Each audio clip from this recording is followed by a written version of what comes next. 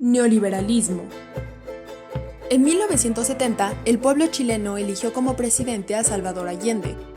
Encabezó un gobierno popular que impulsó una reforma agraria, la nacionalización del cobre y la disminución de la desigualdad social. Las medidas populares de Allende no agradaron a las oligarquías locales, al clero y mucho menos a los Estados Unidos, quienes en otros países de Latinoamérica ya habían impulsado golpes de Estado militares con el pretexto de una defensa contra el comunismo. El 11 de septiembre de 1973, las fuerzas militares bajo las órdenes de Augusto Pinochet tomaban por asalto la Casa de la Moneda de Chile y daban el golpe de Estado más violento y emblemático en América Latina. El gobierno del presidente Salvador Allende sería derrocado para dar paso a una cruenta dictadura de 17 años. En todos los países donde se impusieron las dictaduras militares hubo miles de muertos, desaparecidos, exiliados, madres exigiendo la presentación de sus hijas e hijos, precarización, demasiados silencios forzados. Todo esto fue la moneda de cambio para imponer por órdenes del Imperio norteamericano un modelo económico devastador: el neoliberalismo. En México, en lugar de una dictadura militar, hubo una dictadura de partido. El Partido Revolucionario Institucional acaparaba todos los espacios de la vida política, se valía de la represión política y militar, de la simulación democrática y el control de los medios de comunicación para acallar opositores y dar su versión de los hechos. La situación geográfica, el control del PRI y la injerencia directa de Estados Unidos en el gobierno evitó un golpe militar como en América del Sur. Para la década de los 80, el terreno estaba allanado para imponer el neoliberalismo en México, lo cual también costó miles de vidas. ¿Qué es el neoliberalismo?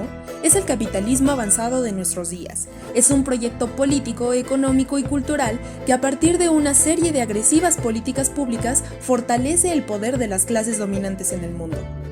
El neoliberalismo surge como consecuencia de las crisis económicas del siglo XX. Frente a eso, economistas como Friedrich Hayek formularon un modelo para restablecer las tasas de ganancia del capitalismo mundial. La corriente toma nombre de la tradición liberal de Adam Smith, la cual creía en el equilibrio automático del mercado y rechazaba cualquier regulación. El neoliberalismo se vale de la eliminación del gasto social destinado a beneficiar a las clases populares, disminuye el salario mínimo, aumenta las jornadas laborales y deja de invertir en salud, educación, vivienda, entre otras. La supresión de las restricciones al libre mercado.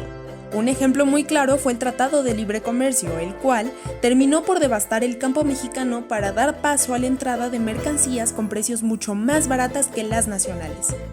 Privatizaciones y desmantelamiento de empresas paraestatales, así como sistemas de atención pública y endeudamiento ante el Fondo Monetario Internacional y el Banco Mundial. Una cultura que promueve el consumo de mercancías y el individualismo exacerbado a través de los medios de comunicación. En México, este modelo fue puesto en marcha en los gobiernos anteriores desde la década de los 80 y la cereza en este pastel fueron las llamadas reformas estructurales.